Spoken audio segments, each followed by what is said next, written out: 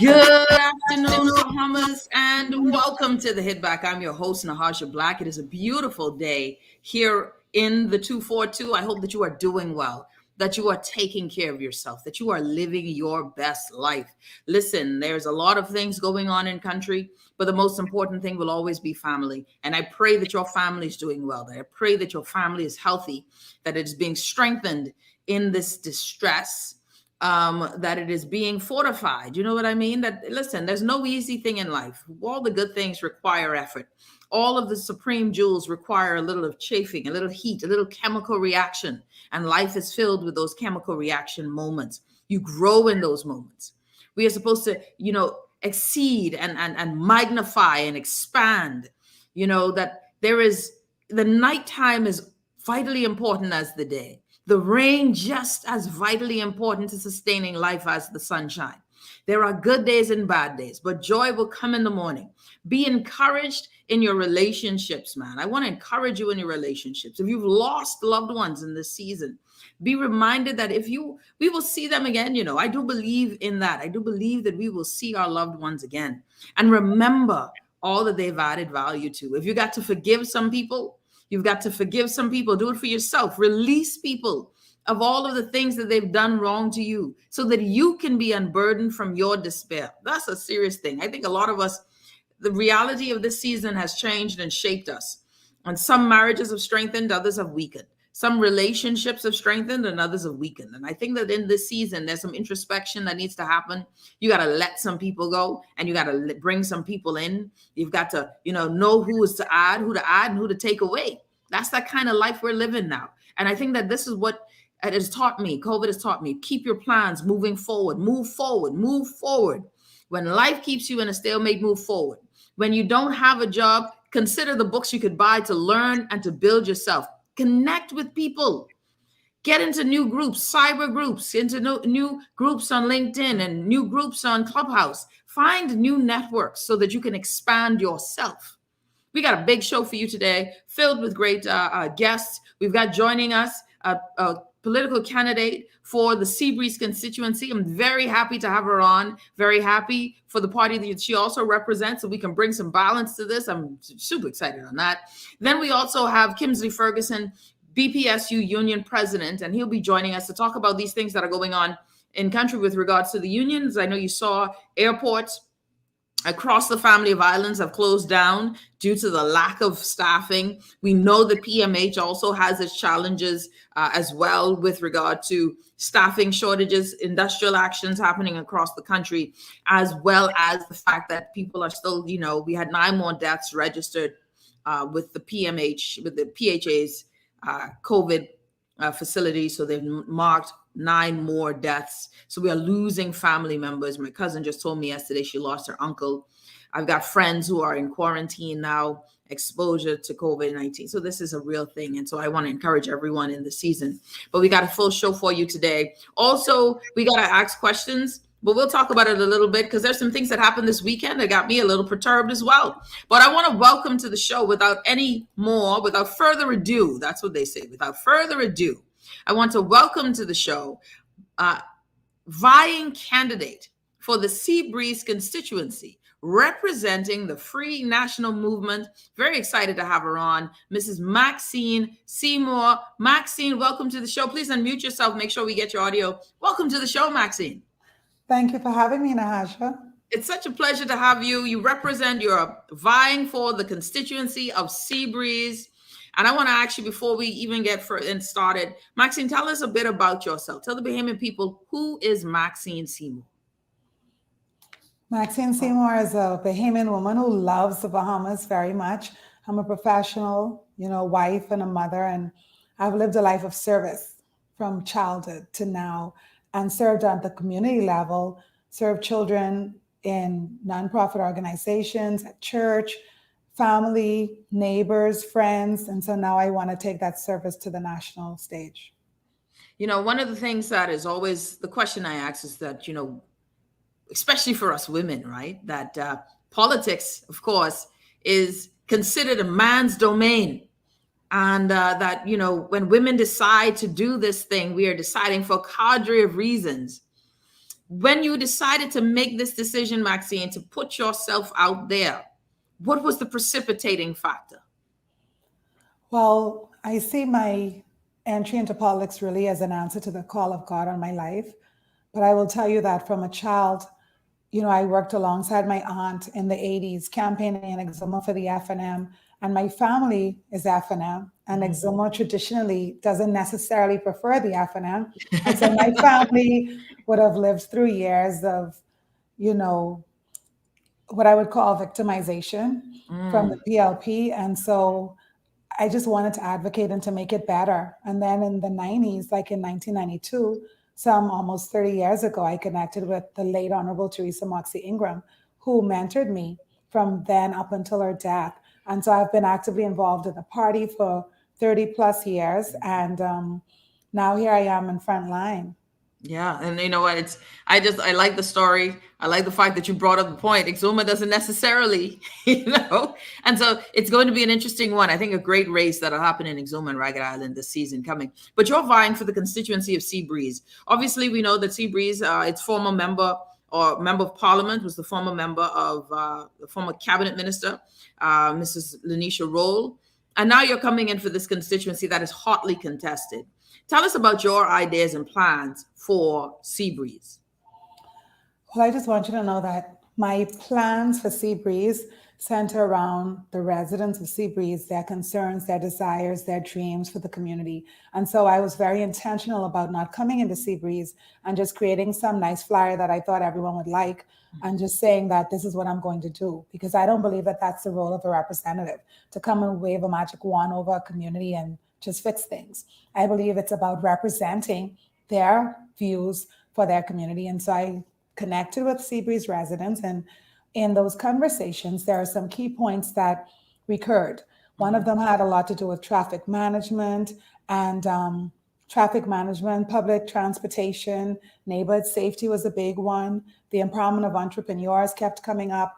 And so I'm starting to build a plan and set goals based on what I've been told are their priorities. And so it's not really my plan, it's our plan. And on the ground, Maxine Seymour, member, putting you in the house earlier. Almost Maxine. 2 or 3 days. Maxine Seymour, Free National Movement candidate for the Seabreeze constituency. When you do your walkabouts and all of that stuff, one of the things that folks on the ground, I'm always curious as to what you're hearing. What are you hearing on the ground from your constituents, just about what they are, not just in the physical things, but the way they wish their members of parliament to interact with them? Many of the residents I have spoken to are like, as a high priority, it's accessibility. Their thing is that, yes, I see you now. Yes, I can reach you now. Am I going to be able to reach you on the 17th? And so accessibility is a big thing for them. Relatability. I'll be honest, like, it seems as if they really like that, you're one of them, you're down to earth, you can gel. You know what I mean? Whether that's, hanging, whether that's sitting on a literal concrete block under a tree and talking to some gentleman, or, well, it's COVID now, but whether or not you're on like a veranda with somebody talking to them, the reality is that they want you to be able to, relate to them, be accessible. They want to know that they can know you by first name and you know them by first name, and that most importantly, you represent their views, advocate on their behalf, and push their priorities, whether that's in parliament or with government ministries and departments or wherever. So we're going to take a quick break. Maxine Seymour, political candidate, Free National Movement candidate for the Seabreeze constituency. Maxine, we will be back right after this. You're listening to the Hit Back with Nahaja Black, Guardian Radio 96.9 FM.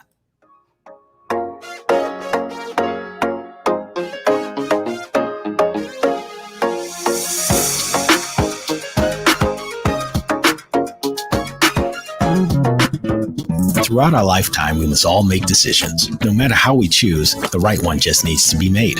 Like having J.S. Johnson Insurance Agents and Brokers as your insurance partner. We've been serving the Bahamas for over 100 years. Whether you need home, motor, marine, or commercial insurance, make the right decision. Call 397-2100 or visit jsjohnson.com. JS Johnson Insurance. Peace of mind. Hello, Bahamas. My name is Dr. Dwayne Sands. I was born and raised in Centerville, in the heart of the valley, Nassau, Bahamas. I'm a proud Bahamian. I've been fortunate to represent the great people of Elizabeth for the last 5 years.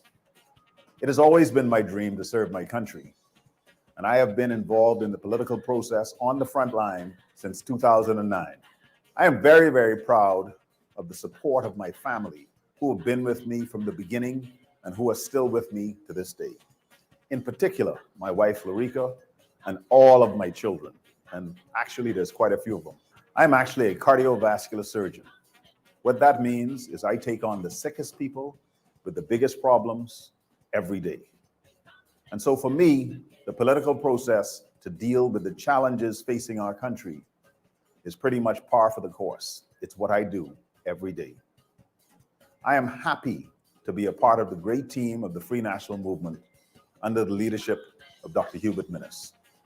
We are indeed Elizabeth Strong. This has been a paid political announcement by the FNM candidate for Elizabeth. When I had got prostate cancer, my family didn't know if I was going to live at Cancer Treatment Centers of America. Within days, I got an appointment. They presented me with treatment options, and we set up a robotic prostatectomy.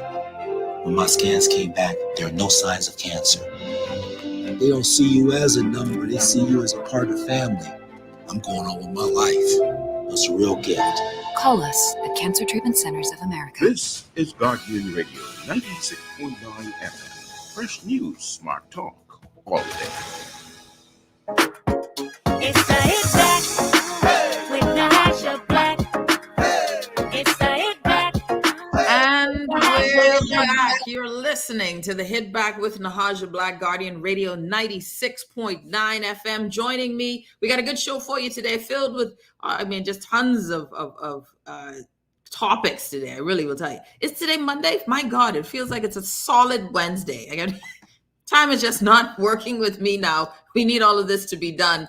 Joining us, of course, Maxine Seymour, FNM candidate for Seabreeze.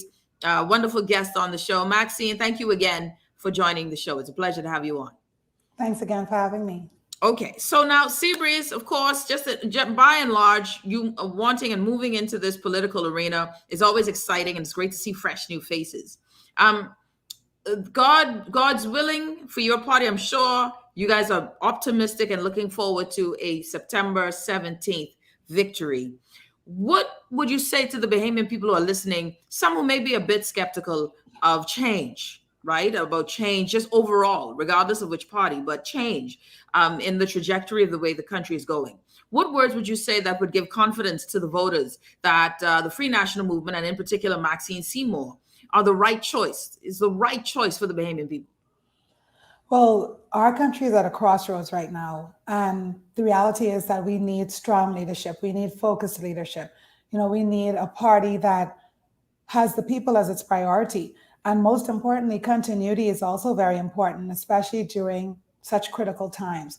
And so I would say to the Bahamian people that when it comes to electing a party and representatives, including Maxine Seymour, who are going to make sure that the Bahamian people are who's top on their agenda, the Bahamian people, their lives and livelihoods, and making sure that we get our economy back, on the upward trend, which right now we're starting to see positivity in terms of projects and, things that are coming. And someone who prioritizes healthcare, yes, this has been a difficult time for the world and not just for us.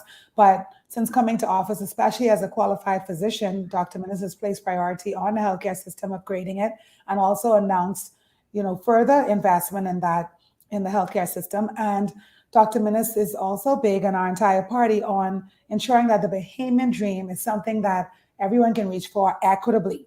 And there are some persons who, for whatever reasons, may not have, before the F&M government came to power, had home ownership within reach, or be able to think of being able to go to college and, or send their children to preschool. And so the F&M administration continues to prioritize the Bahamian dream and equitable access, not just in New Providence, but across the archipelago, to things like education and healthcare and housing. And the Bahamian people, like I say, are our number one priority. And I don't think you'll find that in any other party. Maxine Seymour, candidate for Seabreeze. Parting words for the Seabreeze constituents, Maxine. Seabreeze, I love you so much. I've met you, I've interacted with you, and I've told you that I am here to serve you and to serve your community and to partner with you to make your community better. And so on September 16, go ahead and vote Seymour for Seabreeze. You won't regret it. We will work together. We will make a better Seabreeze, a safer Seabreeze in terms of our neighborhoods, in terms of Crime Watch. We will empower the entrepreneurs in Seabreeze. We will make sure that we have access to public transportation and that our traffic management is functioning at an exceptional level. And if you want someone whose family and whose background, whose history reflects yours, and who can identify with you in the struggle and push you forward, then Maxine Seymour is your choice. Maxine Seymour, thank you so much. Free National Movement candidate for Seabreeze. All the best to you in this election season, Maxine. Stay safe. Thank you so much, Nahaja. You do so as well. Take care. All right, everyone. That was Maxine Seymour, Free National Movement candidate for Seabreeze. I don't know. I like her. We'll see how that all works out. This is going to be hotly contested. From what I've been hearing and seeing on the ground, it's going to be a tough one, a tough race there in Seabreeze. We'll see how it all goes and how it all pans out, but it's definitely something that is very interesting to watch. I see my guest, Kimsley Ferguson, is logging in. And so we want Kimsley to make sure all of his devices are running. So Kimsley, make sure your camera is on and your mic is on to the bottom. I always have to do like a mini tutorial for some of my guests. So we have Kimsley Ferguson, BPSU president, joining us. Someone says Ms. Maxine Seymour is on the wrong team. She's running. Yes, she is running against Leslie Bryce.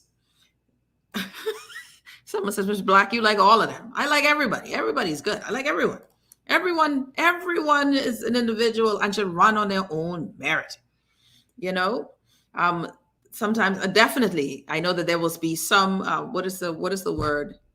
Casualties of the party. And this weekend was hilarious. Can I just say this weekend there was some very interesting things that I must admit, I don't know what's going. There's some levels of Freudian slip with this administration that are baffling. Levels of Freudian slip. It's like levels. I've never seen it before. I mean, they're trying to vote out themselves, vote for the PLP, talk about conscience and vote for them, and you don't get what is going on? Blame the vaccine. I say blame the vaccine. Blame the vaccine. That's what I say. Everything else is the vaccine and 5G towers. So blame the vaccine. I got joining us, y'all. So, of course, if you haven't been keeping up, I like Lyndon. Lyndon say Seymour for Seabreeze, right? Seymour for Seabreeze. Then Brendan said Leslie for Seabreeze. Listen, man, all of that is litter. All you're going to be doing is splashing paper all over the place. All you're doing is wasting up space. Leslie, Seymour, this is just too much paper. We need to start doing mail-in ballots so you could actually save us all of this pollution and this waste. Make sure none of those plastic flags get inside the beaches, please. I just can't. Thank you, right? Someone said they scared us koi. We need to start doing this. Is just too much paper, for God's sake. Said, what did the Bible say about confusing them? Charlie, confusing they're confusing all the enemy. All right. So let's move along. I got all kind of things going on here, all kinds of things that we have to get to. I want to bring on BPSU president, Of course, you have been, and good afternoon to everyone who's just tuning in. Don't forget you can follow us on Facebook and YouTube, like and share. We also are on Spotify. So we have a podcast and you can follow us. Go and I think it's Guardian Radio on Spotify, and you can go there and download all of our shows. Feel free to do so. But of course, right here live online, Facebook and YouTube, follow, like, share. All right. So we've seen today big news. Y'all saw my good friend Daryl Miller and Levin Miller making noise in the airport in Abaco. Why was Daryl making noise in the airport in Abaco? Because Daryl was stuck in Abaco. But my good friend Daryl and my good friend Levon Miller will be here tonight. We will be doing that election night show, blah, blah, blah. Why were they stuck? Well, if you didn't know, the airports, quite a few airports, major airports around the Commonwealth of the Bahamas were closed. Then we also found out that there is a sick out at certain parts of, PMH. That's interesting as well. I want to bring on Kimsley Ferguson, all the way from whatever office Kimsley in. I don't know where his office is. Kimsley Ferguson, Wolf Road. It's so good to have you on the show, my friend. What is going on today? The airport in Abaco, someone said it was shut down. No one could leave because staff were not there. PMH. I found out there was the morgue, the X-ray lab, the business office. We are on a sick out. What's going on? Good afternoon, Bahamas. Good afternoon, Nahaja. Thank you for having me today. Nahaja, I can say that there are a litany of issues in relation to a number of entities that the union represent. I can say that the block. I can say that the members, I guess, are actually upset. Some persons would have taken matters into their hands. I don't know. I guess some persons are not well. But I really thank you for the opportunity to express the concerns that these individuals have. We have persons who were hired at less than minimum wage. We have persons who, when management was told that they were unable to hire people in such a fashion, insisted that they were doing it anyway with a blatant disregard for the union, and people are actually struggling. And so we are very, very, very challenged with getting issues addressed. I want to say on a positive note that we were able to get an audience, and there were some discussions that were had, and in principle, not today. I wish I could get audience today. Mm-hmm. I wish I could get audience today. Maybe I'd had some answers for these people. I don't know. But again, some things were discussed and agreed in principle. But I am of the view personally that we're being patronized so that people can buy time, so that it doesn't appear as if the union is applying pressure. One gentleman sent me a note, and he had his views on the behavior of the union and its membership and so on. But I want to tell some people, how long do you wait to get issues addressed from 2015, and this is 2021? How long do you wait? And so the union has some latitude to persuade the employer to do particular things, and whatever that latitude is, we're going to use it to get the attention of persons. Let me ask you, Kimsley, the question is, though, some will argue that you guys have had, why now? Why today? And that's what I've heard a lot. What does it mean this week when this government may not be the government on September 17th? What are you hoping to achieve within the next 3 days? Well, I would say this. It doesn't have anything to do with timing, you know. It has to do with the fact that I would have met with the cabinet of the Bahamas. The Prime Minister gave myself, the Secretary General, the Executive Vice President, an audience. The items that were discussed were the various outstanding industrial agreements that would have been completed. You would have heard in PHA's press release, they said that it passed through the committee and it was approved by the board. And from June of this year, they forwarded the cabinet paper and they're awaiting the government's response. I want to tell public servants and I want to tell the Bahamian people, based on what was submitted in the budget, the government didn't have any intention of giving public servants an increase. To compound that, Nahaja, the government was obligated within a particular time frame to come to the table. It's now been since Hurricane Dorian. We've been writing, we've been making appeals to get back to the table. We even extended ourselves to the government and indicated if the government is not in a position to do particular things, then let us make a commitment with a view to when the government is in a position to do what it needs to do, or based on the commitment that has been made, then we can address it at that time. But I was told in the cabinet, with all those ministers representing the various ministries, that it can't be done like that. But I've been around the trade union movement a long time, and plenty of agreements are signed, and the payments for those agreements are deferred. But for whatever reason, I guess they thought I was a goose or something. Oh, but I will say today, the workers in this country are tired.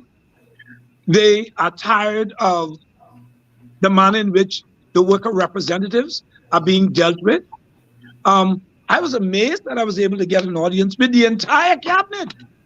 And while I was in there, the attitude in there was dismissive because apparently they had an agenda already. And so I guess in their view, I wasn't singing the chorus that they wanted to hear, so they just dismissed me. Hold that thought. We're going to talk on that. Let's take a quick break. We have to take a quick break. When we come back, more with BPSU President Kimsley Ferguson on this. Let's find out a little bit more. What's the next thing? We will be back right after this.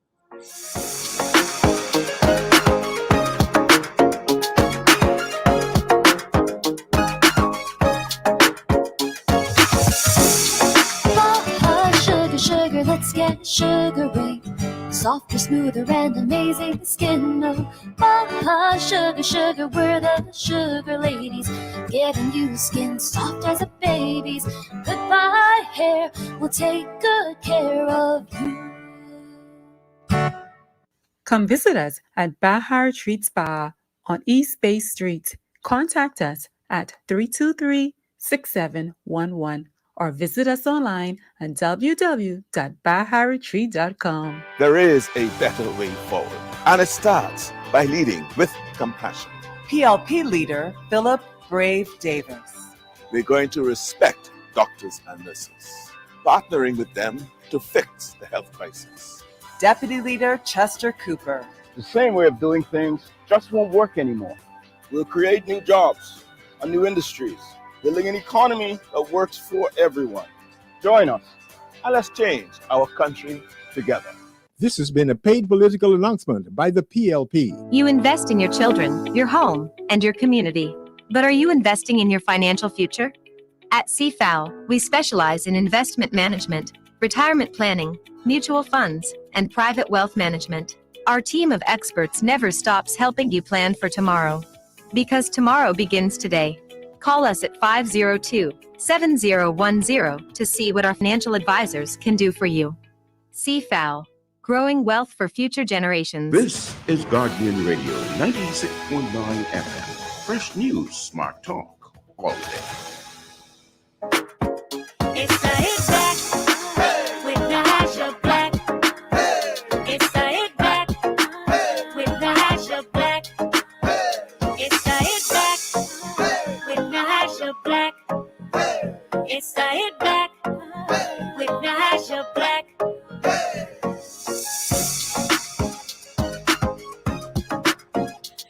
And listening to the Hit Back with Nahaja Black Guardian Radio 96.9 FM. Joining me, BPSU President Kimsley Ferguson. Kimsley, okay. So now here we are, right? Today was a different day, though, because this morning airports were closed. This is not just PMH now. We're talking about airports as well. Help people who are not understanding the reach of the BPSU and what is going on now that we have airports closed because of staff seeking remuneration and support. Nahaja, like I indicated earlier, these issues were issues that were outstanding for some going on 6 years. When I took office, a passionate plea was made to the Prime Minister when he entertained all of the unions, to the point where he met me at one point in the food store and he said, "You cool down yet?" And it appears as if unions in that particular meeting were just being patronized. I want to say this. There's some families that are struggling to make ends meet. These individuals are not agitating for anything that is not owed to them or that they're not entitled to.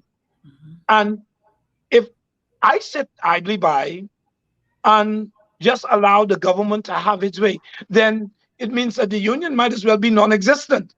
And so, again, I draw reference to the fact that unions have particular latitudes or particular things that they can do to become persuasive and to get the attention of the employer so that the employer can address the outstanding concerns.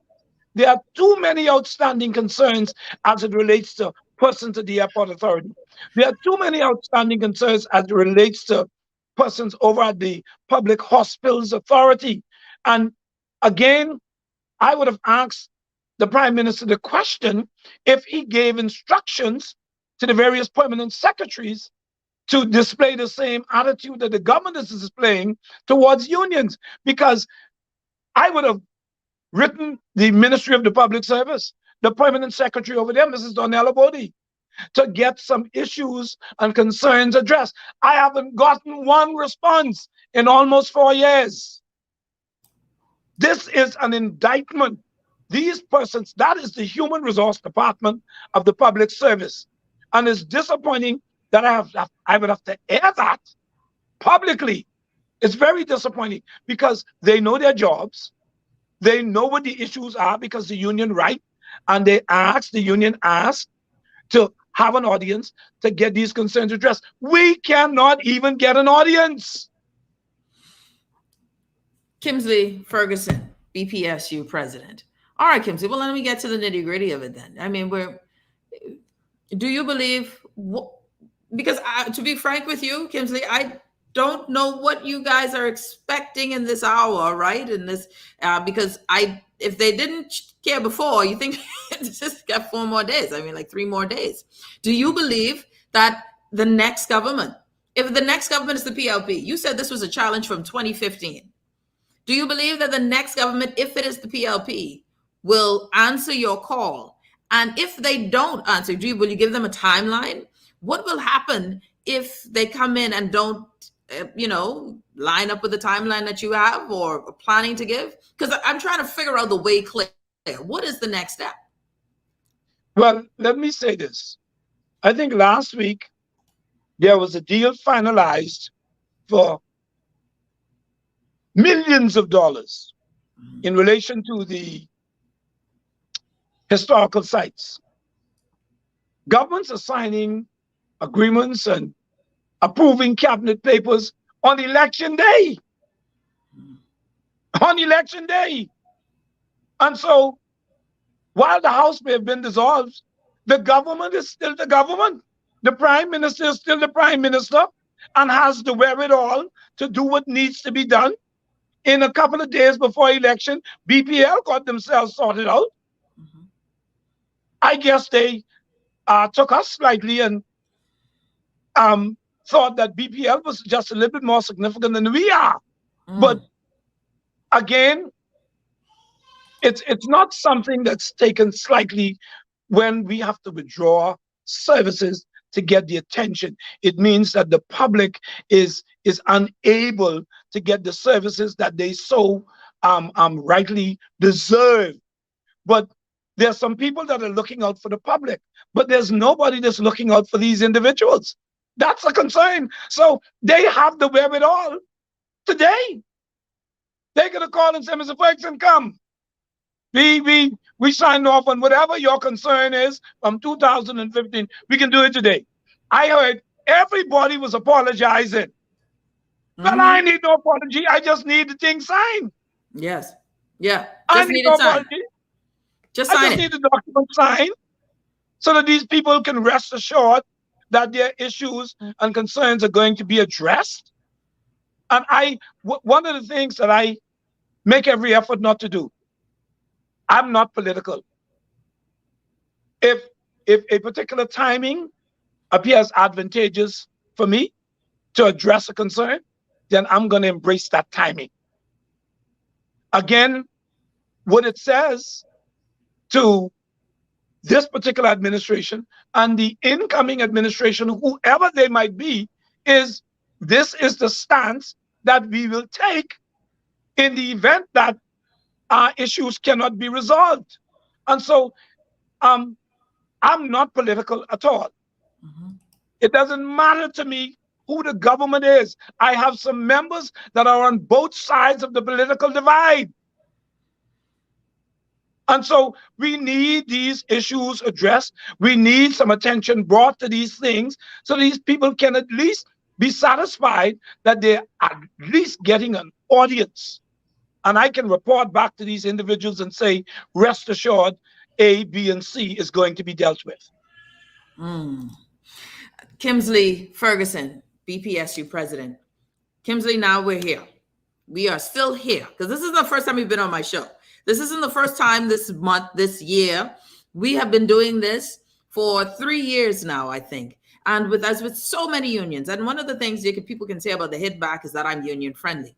I believe that labor is important. I do believe that we negotiate, we bargain, and we go back and forth. And that I sometimes don't believe everyone is a winner.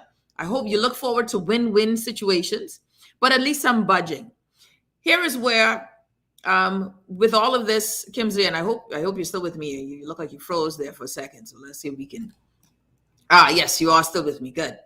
So Here is where I think folks will sit and look now and say, okay, what else should we expect? Are we anticipating that the sick out will last longer than today? Was this an official sick out or just an unofficial? Wow, I can't believe so many people are sick. This COVID is really bad. What is the anticipation expectation? I am very concerned myself, and I am hopeful that nobody's contracted COVID-19. I don't know whether or not it's a bad case of food poisoning. Whatever is happening, my prayer is that the workers would be able to recover really quickly and return to give the Bahamian people the service that they so desperately need. Again, the union took a strike vote earlier in the year. That's still in the union's back pocket. If the need arises, that strike vote would emerge and industrial action will take place. Take place. I really don't take slightly passing threats. I like to make promises to individuals. And again, the people in this country need genuine union representation. We don't need anybody that's going to sell the workers of this country out because they have a propensity towards a particular political party.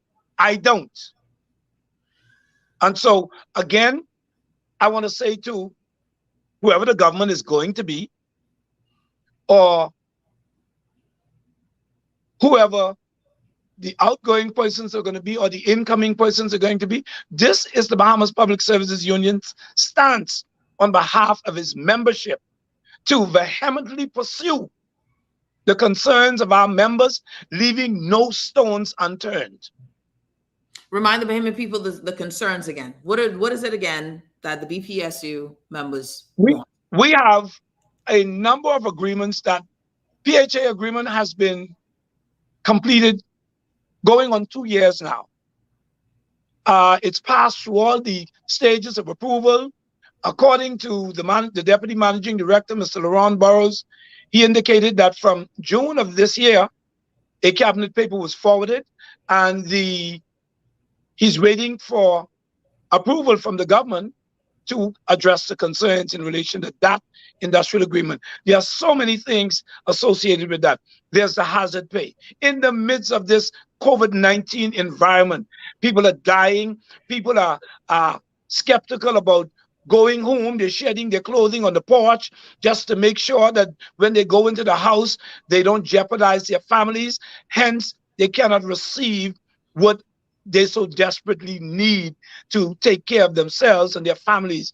The airport authority, we in principle met with the Minister of Tourism,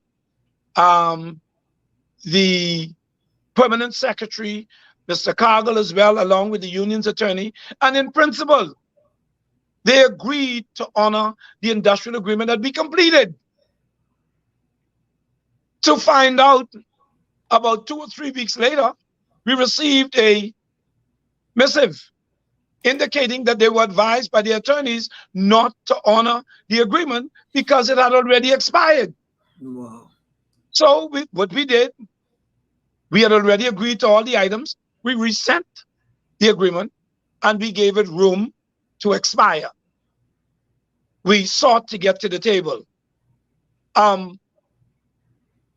Some things took place that cost us to get their attention. There was supposed to have been massive promotions at the managerial level in the airport authority. Persons were getting scrumptious increases for an entity that was proclaiming how broke they were. Mm-hmm. But yet the persons at the lower end of the totem pole were receiving nothing. It is unacceptable. And it'll be a snowball's day in hell before I sit down and allow something of that magnitude to take place. And so those two agreements are outstanding. There is the public service agreement. Increments were withheld. A lump sum payment was given. The increment still was not added to the base of the salary.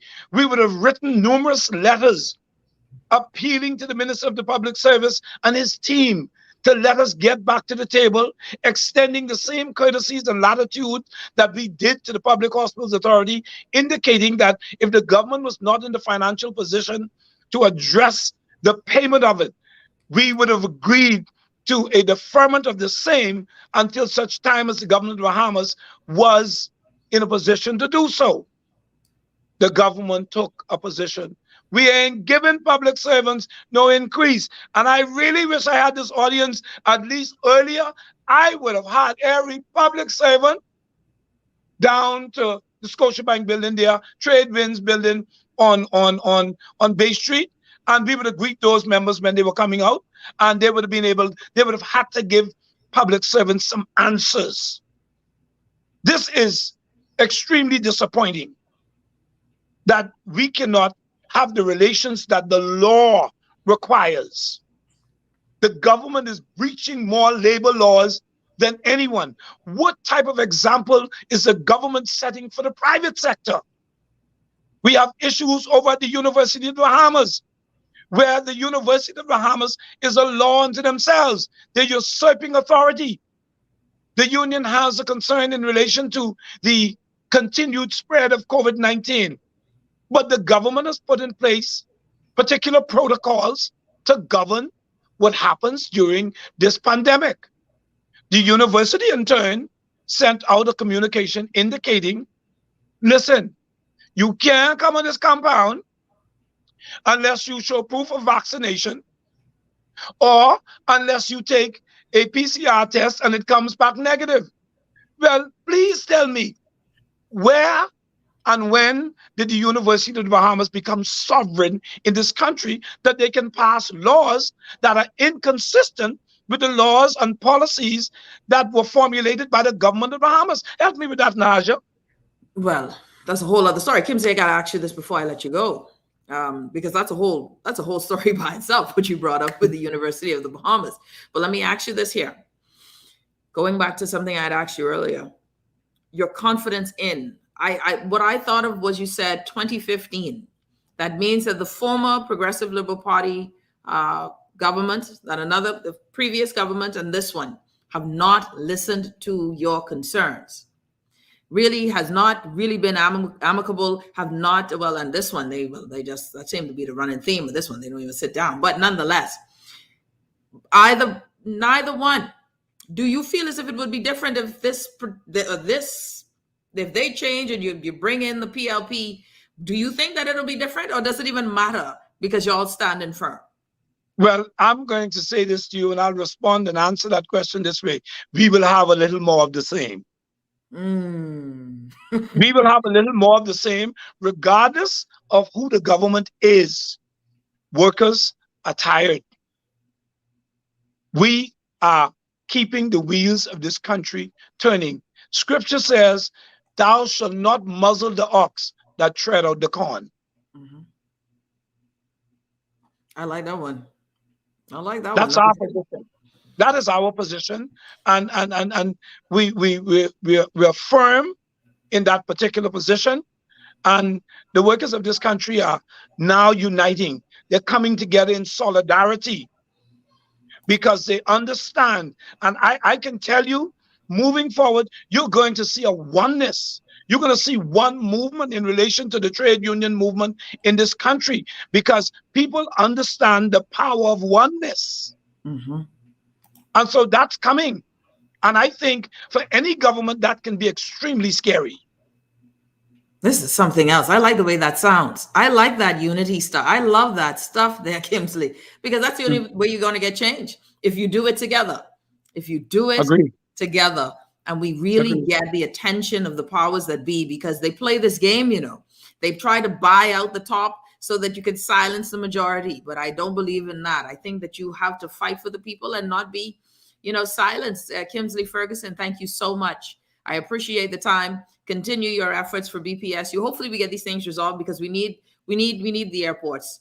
We need our lab techs. We need all of our staffing at PMH. We need everyone to be back to business and happy doing their jobs. Kimsley, thank you so much, my friend. I appreciate you. Stay safe. Thank you, Naja, and you do the same. All right. Kimsley Ferguson, BPSU president, joining us on the show. Your thoughts. I want to get your thoughts after the break. You're listening to the Hit Back with Nahaja Black, Guardian Radio 96.9 FM. We'll be back right after this.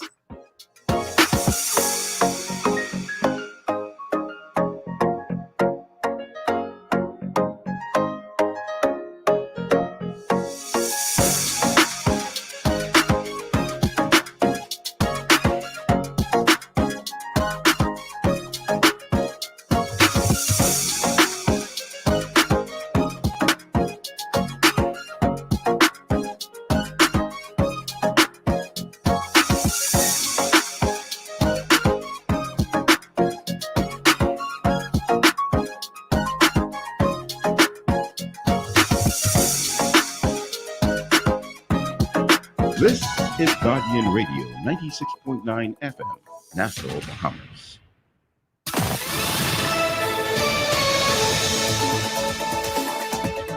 You're listening to the Guardian News Network. Good afternoon, everyone. I'm Taylor Ferguson. Here's what's making news. Thank you so much for tuning in. The Union of Tertiary Educators is giving BTVI and government until Election Day to respond to its demands. UTEB leaders are pushing for back pay and the resolution of several issues. Solidarity! Forever! We stand together, we stand united. You touch one, you touch all. You touch one, you touch all. People are fed up. We are distressed over the marginalization, over the disrespect, over the lack of collaboration and communication with UTEB and the BTVI administration. And this is something, and it is unfortunate that the BTVI administration has waited for such a time as this. Incumbent candidate in the Marco City constituency, Michael Pintard, says he knows when Grand Bahamians head to the polls on Thursday, they will vote based on how they feel the Minnis administration responded in the aftermath of Hurricane Dorian. 2 years after the monster storm, many of the island's residents are still struggling, some feeling government could have done more. Pintard says residents will likely compare this administration's handling of Dorian to how other governments handled previous hurricanes. I believe that the majority of residents understand that we are far more responsible in terms of the management of the people's money and responsiveness to residents. However, that is not to say that we could not have done certain things differently. The Bahamas judiciary launching its long-awaited bail management system, allowing electronic processing for bail applications, persons who are granted bail, shorters, and registration at police stations using biometrics. Senior Justice Bernard Turner says the system makes the process easier for judges, lawyers, and defendants. But even more importantly, for a person who is remanded into custody without counsel, that it provides a mechanism by which that person, unrepresented or pro se though he be, is able to approach the courts in a timely and effective fashion. Kiosks have been set up in the criminal registry, the Bahamas Department of Correctional Services, and several police stations in New Providence and Grand Bahama. And that's what's making news. I'm Taylor Ferguson. AP News is coming up next. Afghanistan. I'm Tim McGuire with an AP News Minute. Secretary of State Antony Blinken tells a House committee that the Trump administration's deal with the Taliban was terrible. As part of that agreement, the previous administration pressed the Afghan government to release 5,000 Taliban prisoners, including some top war commanders. Meanwhile, it reduced our own force presence to 2,500 troops. As Washington readies for Saturday's planned rally backing hundreds charged in the January assault on the Capitol, Capitol Police arrested a man who had a bayonet and machete in his pickup truck early this morning outside Democratic National Committee headquarters. A swastika and other white supremacist symbols were painted on the truck. The man told the officers he was on patrol. The rally organizer, a former Trump campaign strategist, says the event honors what he claims are political prisoners being unfairly prosecuted. Security fencing has been requested, and reinforcements are being summoned to back up Capitol Police. I'm Tim McGuire. Tired of banks forcing you to use technology to bank the way they want you to? Your convenience is important. So no matter what your banking needs, Commonwealth Bank's friendly staff are always available in branch for that personal one-on-one service. But when you choose technology, our online and mobile banking app offers you state-of-the-art functionality. The choice is yours. Commonwealth Bank. Bank the way you want.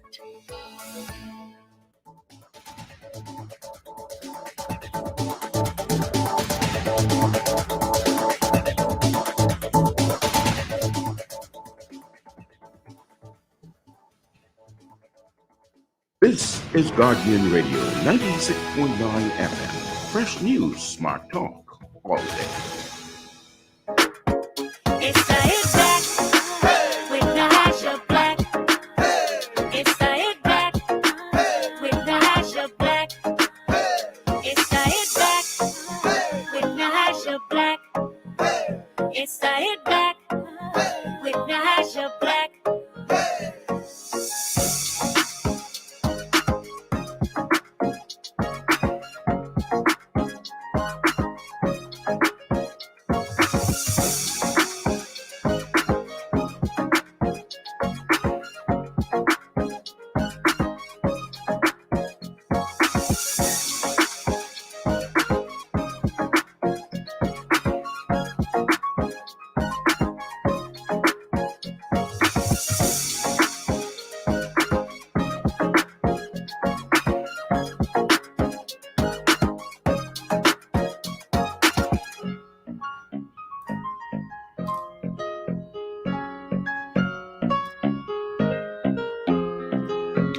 And we're back. You're listening to the Hit Back with Nahaja Black, Guardian Radio 96.9 FM. Okay, so what were your thoughts on Kimsley Ferguson and his presentation?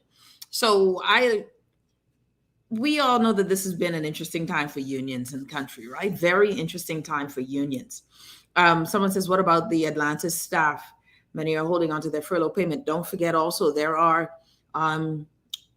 are rumors, reports that have been circulating that indeed there will be some layoffs, that Atlantis is planning on some layoffs very soon. and that we're going to have to watch out for that. So I think a lot of people are going to be prepared.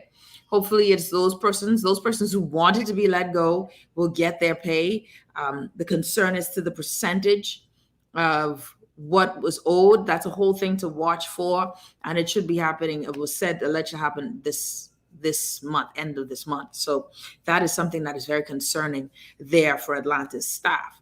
But it is, listen, I want y'all, okay, let's do this because we got a lot of stuff to talk about today.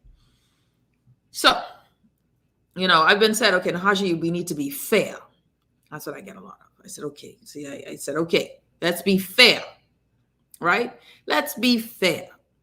But the question is, what is fairness, right? What is fairness? Is it a balanced scale? So if I look at the pros and cons, right? So you look at the pros and cons, and that's not necessarily fairness. It's actually just stating what is and what isn't. What are the benefits and what are the cons of it, right? What is good and what is bad in it? What is the fairness, though, of the discussion with the administration that is at present?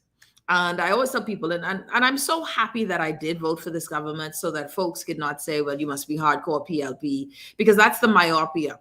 That's the myopia of Bahamian elections. If you are not for them, you must be against them. And it is very much a self-centered way of thinking, that if I'm not for you, then I must be against you because it's all about you. And that's what people don't get. It's not about the personalities, It is about the work. If I'm not for you or your party, this leadership style now, it ain't mean that you can't come back and have a change of heart and be repentant. Speaking of repentant, question is the prime minister actually repentant or is the prime minister desperate? Woo, woo, woo. We can get to that later. So, I look at it. Let's talk about fairness, right? Fairness is this administration. Yes, they got two of the biggest, the most cataclysmic things that can happen to any country or economy. What we've learned, ladies and gentlemen, with the advent of Hurricane Dorian, which, by the way, we still haven't done a good thing with memorializing the lives lost, right? Like, seriously, this shouldn't be hard to memorialize something so tragic and massively significant. But we're even having a problem just admitting how many people have passed away. Like we can't even get to that. Like, how many people have actually died? Like, can we get to that number? You know how crazy it is that we can't even give a real number of persons gone. You realize how crazy it is that families will have to wait 7 years, pay all of those levels of insurance. But when we know for certain, when the community can identify the fact that Mrs. Barry had 3 children and a husband, they were all together. She's the only survivor.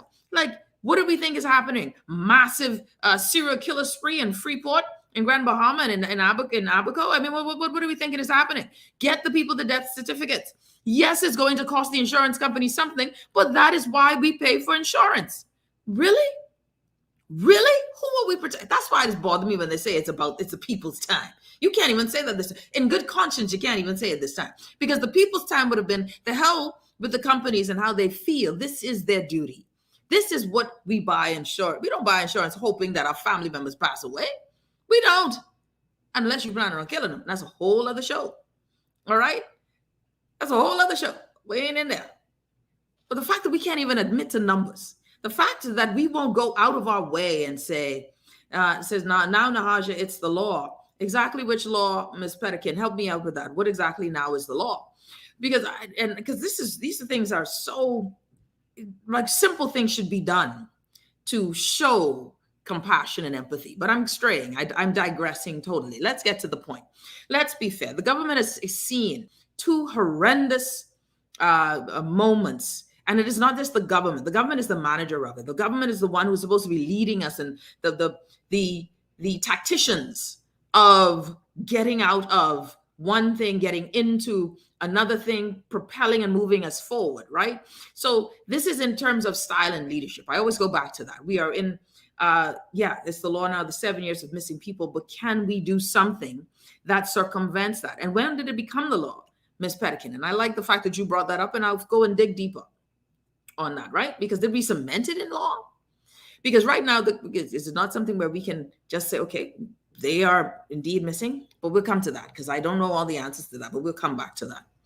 So now here is where we are. If you're the one that channels us and gets us to this, I always say it's a job. It's a job that was signed up for. It's a job that just says that you've got to be a leader. You have got to lead us. CEOs, they get major, don't let nobody ever swing you. We've got companies in the world led by teams, right, that are making more in a year that we as a country will make in 25 years as total revenue. Okay? So just for the record, human beings are doing business on that scale. View now the Bahamas in that vein, right? Of course, now you have social constructs versus the difference between businesses and the difference between a country is that there are social constructs that are a part of a government, a part of a nation, right? So I know that the government has a tight window. It has a challenge. When the government looks at its books, it says, Jesus, we spent a lot on these government entities. We need to clean this up. That's what I would say. We spend a lot of money on government entities. We spend a lot of money in healthcare. We spend a lot of money with these government-run, state-owned enterprises, right? So we know where we spend a lot of money. And so you should start asking questions. Okay, how much do I make? How much does the country make? Where are the streams of revenue? All right. How much more do we need to make? Is there a shortfall? How much more do we need to make? Where can we get these funds from? How much money are we spending with BPL, right? How much money do we spend with BPL? Can we find out the performance indicators, key performance indicators of where we're spending money? How are things working in this entity? Where can we shift it? How can we improve it? Do we ask those questions? How is it that you can spend over $1 billion in healthcare and not get one report to show where the money is going? I was told with regards to PHA, with our healthcare system, that we spend so much, but that each time we spend, we're spending and paying off debts. Well, when do you stop and say, hold on, we need to revisit this strategy? Because all we're doing is paying off debts. So we believe. But if you don't even know, if there's leakage, how are you spending wisely? But yet you come back to the people. Government found itself leading in a time of two international sets of crisis. This administration. So I know Bahamian, I believe, faults this administration on falling into these two very concerning issues. Okay? Nobody can, no, we don't. I tell you, I believe every Bahamian was standing on the side of the government in Dorian. Every Bahamian was impressed for them press conferences, yeah? Until you got to like the third day and you realized people still ain't getting rescued, until you started to hear about the British fleet getting to Abaco before our own defense force person. They started saying, well, hold on, what all this dress up for? What all of this coming to meeting for? And we ain't saving nobody. Huh? What all of this is, and we ain't ready to do nothing, but we look good. Then you start to realize, holy smokes, this might be a pattern because we get to COVID. We get to COVID-19. We're going to skip all that other dumbness that happened with Dorian. We can skip that. Let's just fly over to COVID-19. Well, when we saw COVID-19, ladies and gentlemen, personally, if you followed my show before I went online, you followed my show, you would know in January, Nahaja was sitting there watching Wuhan fall apart. Watched in January as the United States started to talk about their first case of COVID-19. Started looking at scatter plots, calling and asking, what is the plan? Asking all kinds of questions. What's the plan? Not just what is the plan? What is the economic plan? I mean, every Bahamian was also impressed when the Prime Minister decided to lock us down, and we all went with it because we were all scared. We all went with it. We didn't even have a first wave. It was very prime ministerial, supported him. Then he started, then dumbness ensued. Then dumbness came back and reared its head because we start things well. We only got like step one, phase one. When things start to get to phase two or trouble, we panic. We stop doing work. I mean, literally, after the whole throwing bottles at the police when you were called effective immediately, we got a lockdown. Prime Minister says, the hell with y'all Negroes. That's how it felt. Y'all just crazy. After the vaccine has arrived in country, it's vaccinate or don't vaccinate. We're not going to do an educational campaign. You worrying about fake news? We're the government telling you the truth. You know how much like ministry I do in trying to get people to get vaccinated? I call it ministry. You know how many questions? You know how many questions that I ask and answer? You know, it's like, but this ain't my job. We should have better communication and let people know, listen, y'all. If you also know that this is a challenge, you shouldn't have had to wait for the third wave in the middle of it to lose 100 extra people to say you want to ask for tents. But you want me to be fair. This is a bad relationship. I always tell people, this is my relationship. I don't mind. If you stay in your relationship, then you stay in your relationship. But I know I'm in a bad relationship right now because this administration is causing me too much stress. This is a feeling I never said. Nahashi, you're a journalist. Again, I am not a journalist. I am a commentator. I get paid to look at the facts before me and present my commentary. And I know that people don't agree with me. I'm okay with that. But the fact is, I feel like I'm in a really bad relationship. You know, it's one of those relationships where they say, be fair. Yes, I may have hit you last night, but I did apologize. I did apologize. You know, I was there. I said sorry. Be fair. Yes, I didn't pick you up. I left you out in the parking lot when we were upset. But when you got home, I had flowers, rose petals in the tub. At some point, I'm going to have to say, this ain't working. At some point, the good things don't outweigh all of the other ways. You know what I mean? Like, come on. But they were given hard circumstances, and it's all about how you maneuver out of them. That's all it is. This is how do you maneuver out of them? How do you maneuver out of them so that the people feel included, so that we feel as if we are a part of this journey? You cannot continue to act like it's okay and that we should be grateful. That's some serious gaslighting tendencies, you know. It's some serious gaslighting tendencies. Be happy. What are you talking about? You don't feel good? You don't feel loved? What? But see, I sit on this, you know, I sit on this in this thing where I'm inundated with information. There's so much information, guys, that I don't share on the show because then I have to like sift it and you weed it out. Someone says, come on, Nahaja, ask the hard question. I'm trying to, sorry, and I also have so many things going on my phone. Ask a hard question. Who's going to pay the civil servants at full wage while around them people are starving? Now, why the text messages just coming in now? Because that's a good one, right? So it is. We have so much things to dive into. Now the question, now let's go to that. The question of pay. You know, folks, there's this question of pay. This question of unions and when to pay them, right? Unions and when to pay them. Again, you have a time period, and this is about the tendency too. You look at the behavior or a pattern. The pattern and behavior I have seen over the course of the 4.5 years is to ignore or to act like you don't exist unless you're someone who they want to exist, right? In particular with the unions. This is not new, right? The behavior of this administration towards the unions are anti-union. It is very much anti-union. One of the key words constantly happening is respect. That's the key word. Where is the respect? We're not being respected, right? And so some will get fed and others won't. Some will get the monies and others won't. And this is the challenge. You got to plan it out. You have to plan it out. I always look at campaigning as this. You want to win. How do you win?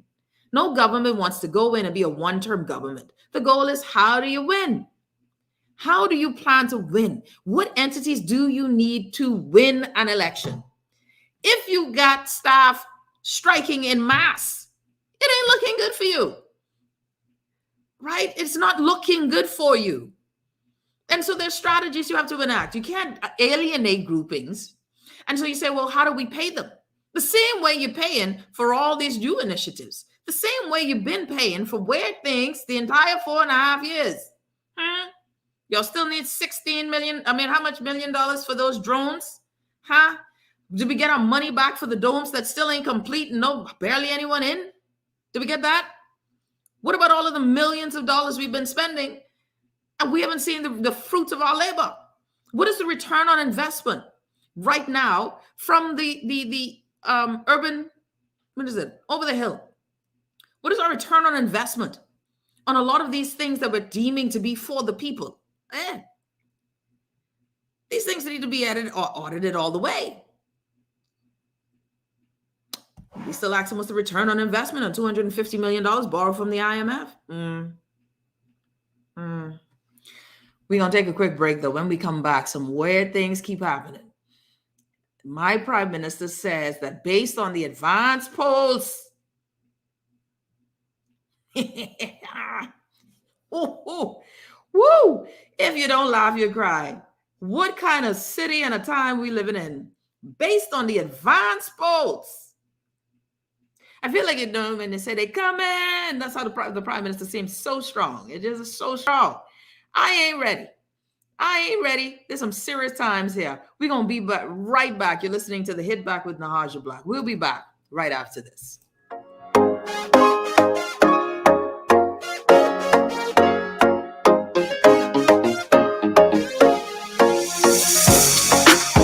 Here's a question.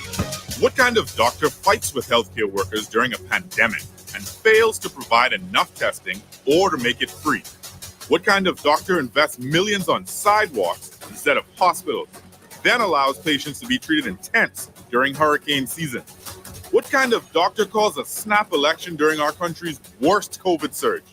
The answer is pretty clear. The kind of doctor who can't fix a crisis and shouldn't be given 5 more years. This has been a paid political announcement by the PLP. Sugar, sugar, let's get sugary. Softer, smoother, and amazing skin. Oh, sugar, sugar, we're the sugar ladies. Giving you skin soft as a baby's. Goodbye hair, we'll take good care of you. Come visit us at Bahar Treat Spa on East Bay Street. Contact us at 323-6711 or visit us online at www.baharetreat.com. Have you heard about the COVID vaccine raffle? If you are vaccinated against COVID-19, you can enter to win amazing prizes like food store gift certificates, hotel stays, beach excursions, and so much more. Even if you are previously vaccinated, you can still enter to win. The COVID vaccine is free, safe, and protects you from severe COVID-19 infections. Don't delay. Get vaccinated today and enter to win.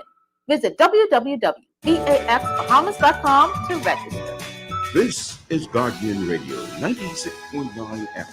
Fresh news, smart talk, all day. It's the Hit Back with Nahaja Black. It's the Hit Back with Nahaja Black. It's the Hit Back with Nahaja Black. It's the Hit Back. And we're back. You're listening to the Hit Back with Nahaja Black. I got a really good text message. I like good text messages. Before I get to the whole what a time. Here's this text. Mrs. Black, we need to educate, guide, inform. As former Central Governor James Smith warned, austerity measures must be implemented. Digitization has the potential to replace. We must encourage employees to also implement austerity measures, manage salaries until we get out of this crisis. To which, this is one of those hard conversations that must be made, right? Now, just so that we, and I agree to a certain extent with the texter. Each government, and this is what they're afraid to say it, but we know we need to cut back on the levels of employment within government. Understood, it has to be done. But what happens is we stop there with that conversation. So I look at a problem and I say, okay, what are all of the challenges with solving this problem? We know that government side of the burden of government in terms of being the largest employer, that is not healthy. We know we need to spur local economy so that we can replace government's employment. So I look at it and say, okay, that's where a lot of people stop. We need austerity measures. The government needs to cut costs. But the governments, each one Each one, not one is innocent of this level of cronyism. Each one hires their friends, family, lovers, unqualified persons. Each one. Okay, let's just get that out of the way. Each one abuses the coffers. I can tell you of incidents right now where staff are crying out for the removal of one person who is the president, I think, of a bank here, a government-run entity. All right, begging for the removal. 36 firings in his 3-year tenure. Okay? This administration found himself having to pay monies owed to staff for getting rid of all of those people off of the board, but then replacing them with folk. You said it was redundant, you didn't need it, and then we replace it. The last guys did it. Coming to the end of an election, man, we had tons of people. Each one abuses the system of hiring. So the first thing we got to do is tell those guys, stop hiring your people.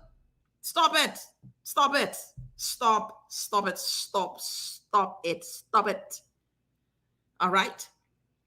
Make hiring something that is done internally. Don't make no promises. And then you know what? We are part of the problem too, because we anticipate, expect, demand that our MPs give us a job. But that's how they train us. But you come back and you say, well, they need to stop hiring people. But yet, a lot of people only getting jobs through the government because we ain't diversifying the economy. So I look at the problem and I say, how do I ensure that the staff, that Bahamians can work? Before you could let go of anyone, you got to know every person you let go of falls under the purview of the government's problem. Why? You got to feed them. Because a person who doesn't eat, who can't pay their light bill, has to resort to some means that is not wholesome. And that unwholesome means can lead into an increase in crime, an increase in social decay. So you can't just fire people to meet a quota. Because as soon as the government starts to reduce the employment without anywhere for those people to go, the challenge what we have with our young people today, coming out of school by the thousands, and there's no room in the inn to put them. And then we got seniors who can't retire because they've not had a savings. So they panic and then they stay on until they're 70 odd years old. Can't have a good life. All of this is making it a holistic issue, not just one thing. You look at the problem and then you analyze all of the things. If I do A, what happens? A causes C to happen. My God, man, I always try to figure out this is that. So then what do? You look at it as a holistic approach. How do I get, what is the major industry in country? Major industry in country is tourism. Who are the major shareholders in the industry? 2, 3, 4, 5 people. Half is Chinese. Yeah. And the rest is God knows who. All right. Major stakeholders in the country. It ain't us. So how do you change that? To change and diversify the model. Many Bahamians are doing well in vacation rentals. Why? Because they got an asset called a home. How many Bahamians can get a home? Then that asks the other question, why so many of us can't afford a home? Then you got to start back at education. Why are our young men not going to school? See, this is a holistic thing, changing the country. So you can't make promises that don't fix the principal things, the pillars of society, the things that are fundamental to the growth of an economy. How do I take care of my young people, giving them fundamental tools and skills to be better than the former generation? Start at the beginning. Start at the beginning. You can't start at the end. You got to start at the beginning. How do I fix some of the systemic issues that lead to crime, that lead to disinterested young people? How do we fix this? Right? How do we get more? How do we bring Bahamians back home who've done well and are successful and get them to invest using the capital that they've gained away? How do we spur these things? Because I can tell you now, they're talking about giving you free stuff at the bank right now, and this time ain't into no new construction. So it isn't just one thing. Yes, austerity measures are important, but now you got to think about all of the effects of those austerity measures. And what I haven't heard is this approach to understanding that we have this major goal here. What are the ripple effects of those major goals? What is the fundamental thing, the principal thing that will help spur and change this country for a better tomorrow? But now that requires true visionary leadership. When we say, listen, we know we have an economic challenge. How do we fix this, not just for today? How do we fix it for the long term? So when another Dorian comes, we have decentralized government. So that when another Dorian comes, our people are protected, and we've built out and created for the Bahamas to be leaders in environmentally conscious environment with regards to storm and preparation. What can we do in the interim? How can we make ourselves special and unique in the interim, apart from selling ourselves as great labor and a space for great sun, sand, and sea? That can make us unique enough to get global investors into something that builds the people up and not rips the land from under them. I just saying. Someone says to get this country moving, food security or fishing industry, these two alone could generate billions a year. I'm right with you. I'm with you. Someone says you're talking some truths and food for thought. Food security, we really have to discuss the amount of money we spend outside of country. And you know, the truth is, ain't been a big push by either party, because major funders are also the major merchants. The major merchants. Who makes the money? You know how much money food store owners been making in this pandemic? And then try to tell the staff they can't have feelings on the lettuce. Okay, and let them, you only paying them. So don't do nothing on my lettuce. Don't do nothing on my lettuce. Just your guest save. Here is something now, of course. Here is something. The Prime Minister this weekend was talkative. Ramkey, I'm so delighted to be here this morning. I'm traveling with my wife and, of course, the Minister whom you've just heard from. I want to bring you good news. We've had the advanced polling. We've been informed that the FNM had won the advanced polling.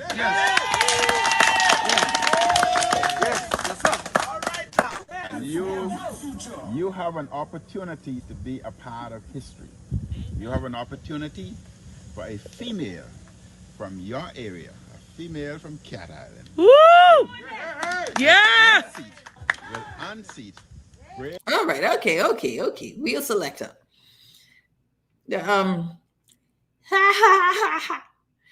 Let me stop. I didn't mean to laugh. That was my inside laugh that just came out just now, and I didn't mean for that to happen. But I gotta ask you, did the Prime Minister did he say over the weekend in Cat Island, that was a whole other kettle of fish, that he has it on good authority? What a time. That based on the advanced polls, what a time, that the FNM is winning.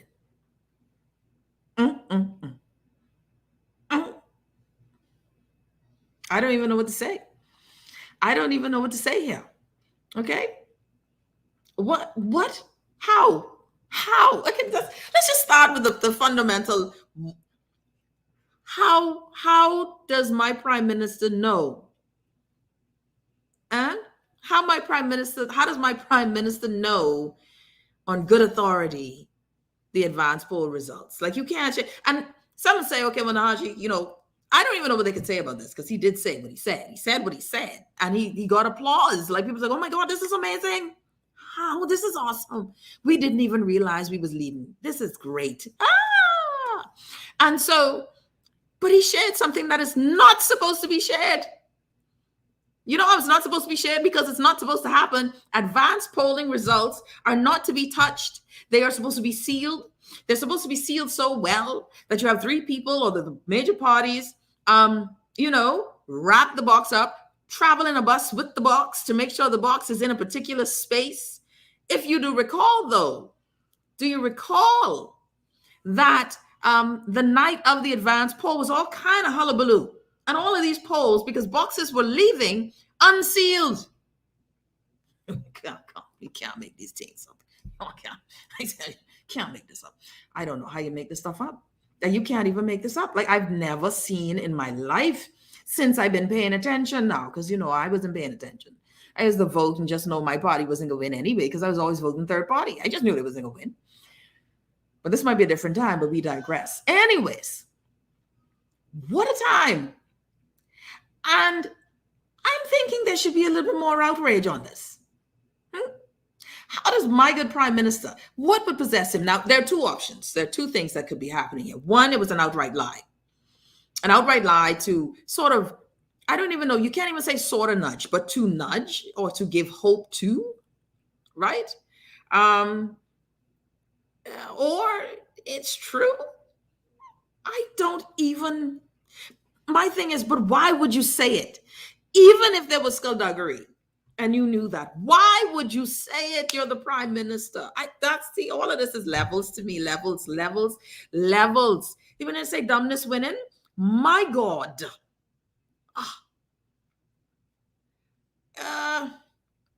It's just crazy. And it isn't even about whether he's accurate or not. It's about how does he know that if the fact that he said it, y'all, and I'm hoping that I'm praying that what he said was not true. I would really hope and pray that what he said is not true. I'm leaning towards my prime minister just has a lot of Trump in him. You know what I mean? I'm leaning towards the fact that my prime minister may like to add or embellish or something that he did not do what on good authority. Whose authority? I would like to see those polls. Someone says that they were exit polls. Well, then say exit polls. Exit polls? Man, that's some next level stuff. And no one misheard him. He said what he said. How did he know that they won? It's not a saying, we think we did. Based on the exit polls, it looks good for us. What a time. And y'all want me to be fair? I'm being fair. I am being very fair. This is, and someone says, this is why there are so many things that we must demand. Where we keep getting hosed by party colors, we must demand certain things. Certain things must be in demand. The Integrity Commission must be there. We must have automatic or this level of autonomy where entities can go and investigate without fear of reprisal. Not because I put you in as the commissioner of police. That means that you can't investigate me? What? Nah, man. And see, I'm watching this Progressive Liberal Party too. If they win, I wonder how much all of their hard mouth about things that were corrupt and untoward. I'm watching them, Y'all don't mind all Adrian Gibson out on the streets. But I bet you, I see that, I don't like it. What you gonna do with it? That's a lot of evidence. Is there a case? Or y'all gonna do the same thing he said do? They're going to jail. Got people wearing shirts. Whew, we digress. When we come back, there's a lot of Freudian slip, but the prime minister did apologize. He did apologize. We will be back right after this. When I got prostate cancer, my family didn't know if I was going to live. At Cancer Treatment Centers of America, within days, I got an appointment. They presented me with treatment options, and we set up a robotic prostatectomy. When my scans came back, there are no signs of cancer. They don't see you as a number, they see you as a part of the family. I'm going on with my life. That's a real gift. Call us at Cancer Treatment Centers of America. Hello, Bahamas. My name is Dr. Dwayne Sands. I was born and raised in Centerville, in the heart of the valley, Nassau, Bahamas. I'm a proud Bahamian. I've been fortunate to represent the great people of Elizabeth for the last 5 years. It has always been my dream to serve my country, and I have been involved in the political process on the front line since 2009. I am very, very proud of the support of my family, who have been with me from the beginning and who are still with me to this day. In particular, my wife, Larica, and all of my children. and actually there's quite a few of them. I'm actually a cardiovascular surgeon. What that means is I take on the sickest people with the biggest problems every day. And so for me, the political process to deal with the challenges facing our country is pretty much par for the course. It's what I do every day.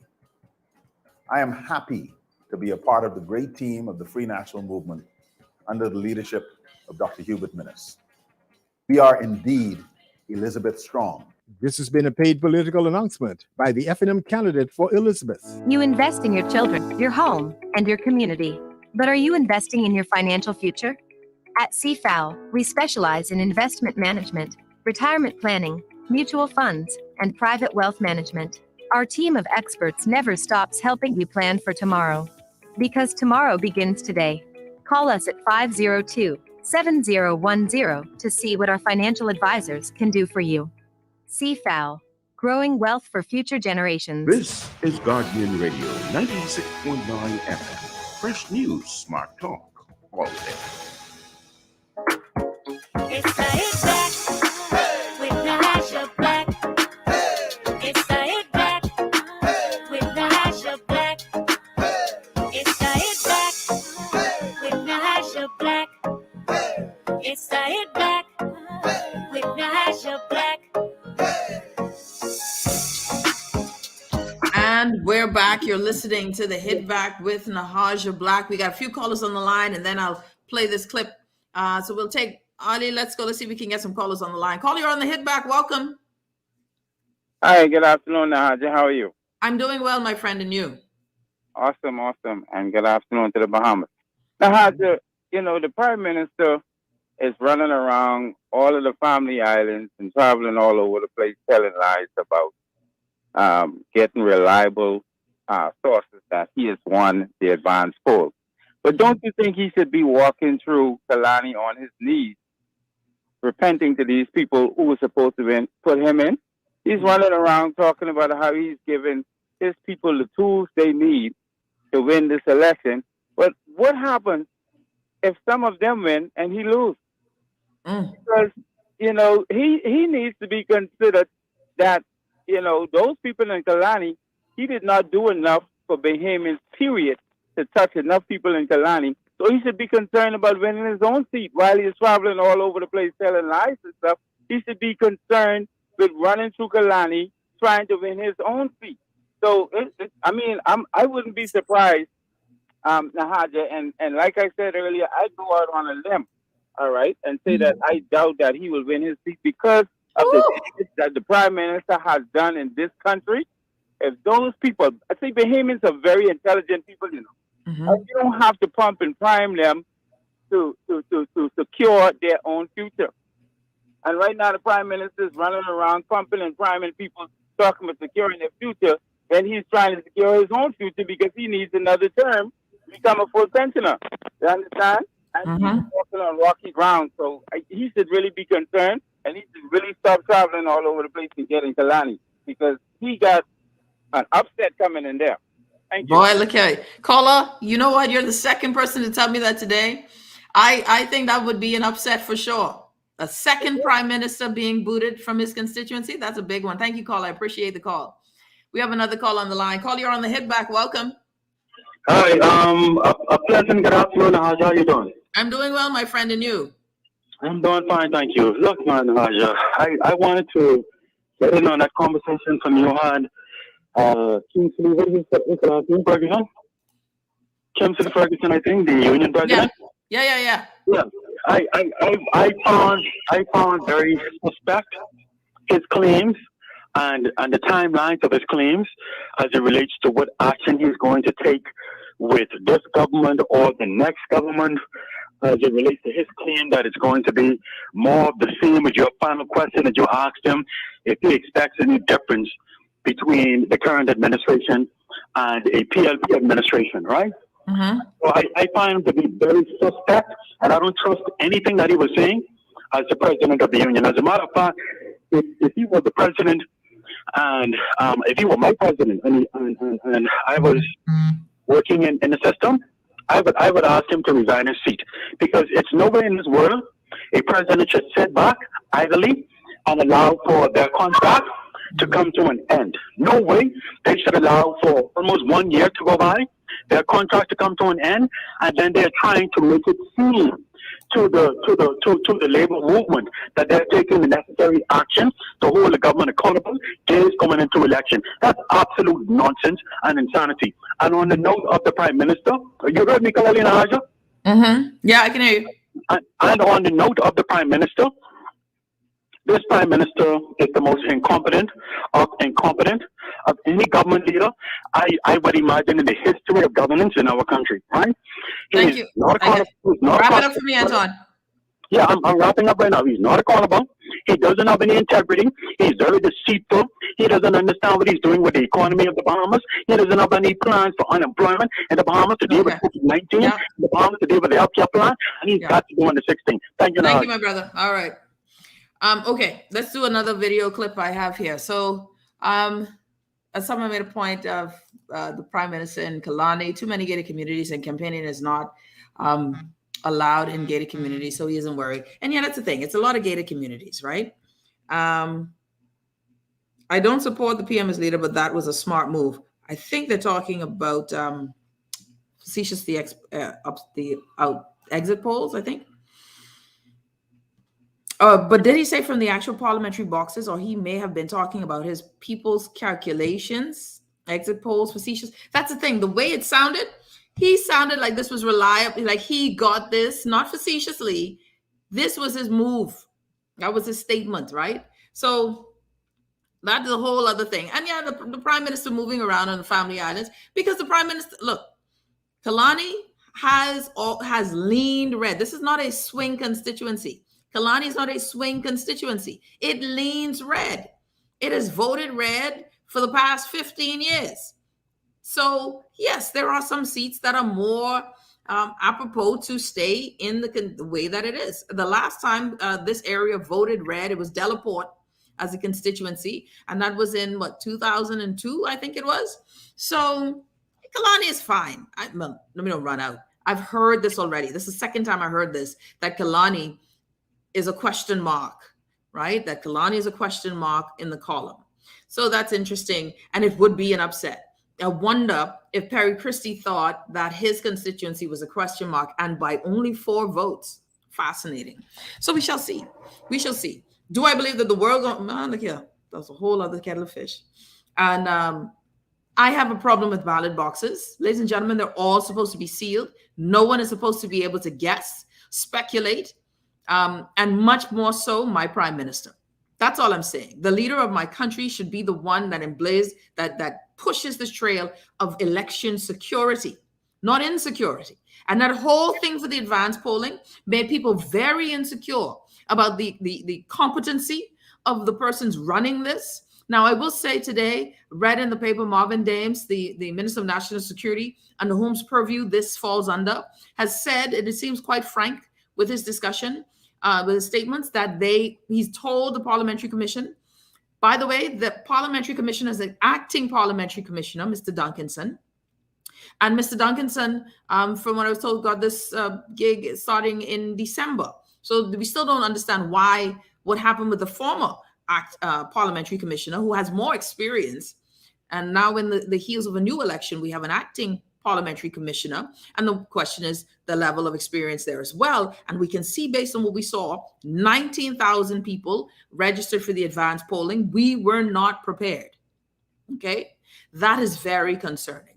Very concerning, the level of unpreparedness. Now we are told that quarantined persons will be allowed to vote, but nothing in that says where they're going to be voting separately. No allowances for a separate level of quarantining. And for me, all of this is very concerning, because it seems to create this to suppress the excitement for voter turnout. But I don't believe that it will work in the government's favor, right? I don't think that it will work in the government's favor.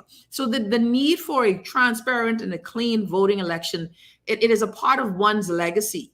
And we never noticed the need for one's legacy in this process, because in recent memory, we haven't had a challenge with elections. We know that there is now an oversight committee. We had one last time. The former Prime Minister of Jamaica will now be heading the oversight of our elections here. And the Commonwealth has done this before through the Commonwealth Agency, something. We've done this before. We did it the last time. Observers. And you know what? We need some observation right now because the level of trust is gone.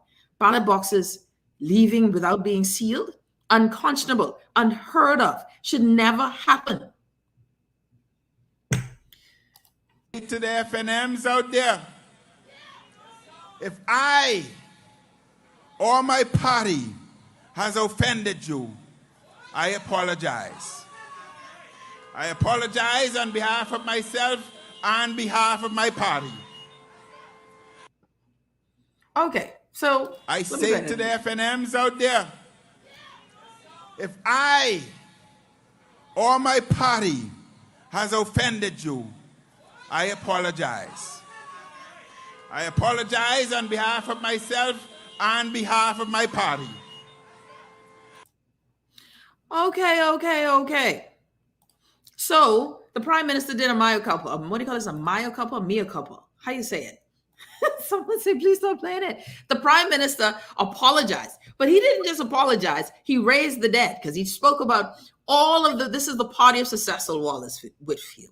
This is the party. Well, I'm not going to call nobody else. Let me don't say raise the dead, but this is the party of, I think he said, did he say Arthur Phillips? But definitely he said, oh goodness, all of the names now. I'm sitting all the names. I'm beginning to forget. Algernon Allen. And for the last, he called the Prime Minister who was on the ground stomping for Dwayne Sands, Hubert Ingram, who also was doing the runaround, couldn't find his name on the day of the advanced poll. Again, just total catastrophe on the advanced polling day. People were fainting, but I digress. That's not, I'm going there. But the Prime Minister apologized. He apologized, but my first question was, did he apologize privately? We do this on the stage. And is this an act of sincerity or an act of desperation? Right? That's the question. Was this an act of sincerity? A truly repentant apology? Or is this an act of one who is realizing that the time is near and, it is one where we're needing to garner the votes and calling, it's a clarion call for all FNMs to come out because this is your party. This is your party, FNMs. And that's what it's saying is, come on out. FNMs, we need you. Lord of mercy. And I said to someone this morning, a mentor of mine, right? A mentor of mine, and there's a lot of, I've been, like I said, I'm not a political person, so my circle is very much colorful, right? And I said to them, but he apologized to FNMs, but not to the Bahamian people. And my mentor said to me, well, he apologized to the FNMs because right now he doesn't have the FNMs. He needs to apologize to the FNMs. There are some people like you, Nahaja, the apology ain't gonna work with. Said, that's a good point. That is a good point. And so left with the question was, did it work? And was it sincere? And you cannot go into a man's heart and say if it was sincere. I believe that once you say it, I got to go with what you say. And that the Prime Minister effectively apologized. Will it get the results that he's hoping for? Well, I read Sharon Turner's article this morning in The Guardian. And her thing is, if reelected, in essence, be an emboldened bad behavior. Well, I said in 2017, if he won't speak to the Bahamian people whilst campaigning, it will get worse as leader. So said, so done. Ask all of the media, all of them, top down, what it's like trying to get answers from the Prime Minister, from all of his subordinates. In times when we need answers for the Bahamian people, the media is the one that's demonized. Very Trumpian. Again, and I use the word Trumpian because the Prime Minister he's a fan of Donald J. Trump. So tactics seem to be similar. It don't matter to me if you don't like what it's saying. It doesn't negate the fact that it's true, right? Tactics seem to be similar. In this whole process, though, now we have it where there are, the apology needed to be done. And I wonder if it worked. I thought it was interesting. And I wish I had the clip, the longer one where he really called up, he called up all of the history of the party.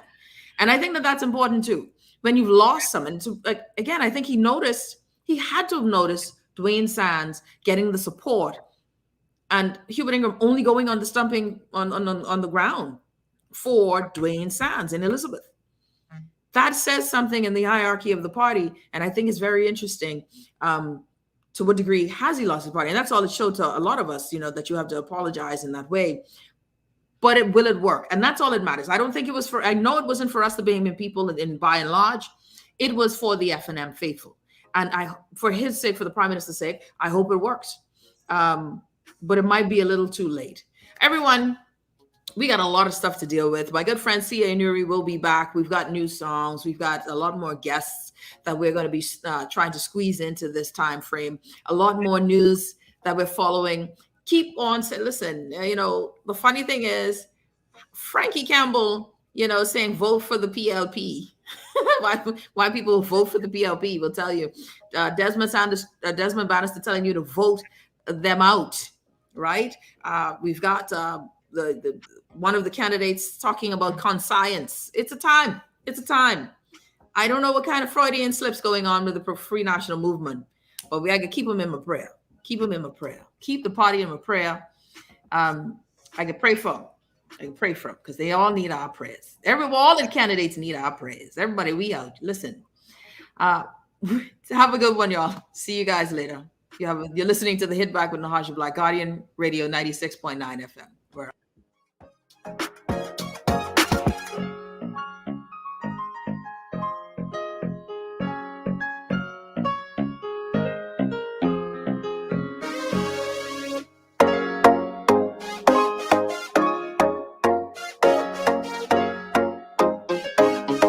This is Guardian Radio 96.9 FM, Nassau, Bahamas. Good evening, Bahamas. You're listening to the Guardian News Network. I'm Taylor Ferguson.